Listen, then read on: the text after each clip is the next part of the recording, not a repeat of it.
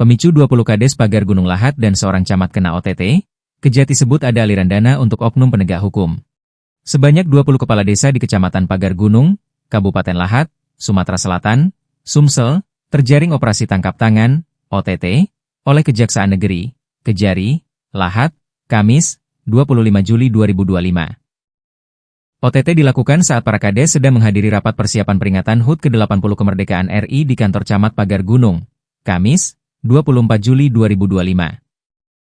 Adapun yang diamankan dalam perkara ini yakni 20 kepala desa, kades, 1 orang ketua Forum Asosiasi Pemerintah Desa Seluruh Indonesia, APDESI, dan El Syahartuti, SSTPMM, Camat Pagar Gunung.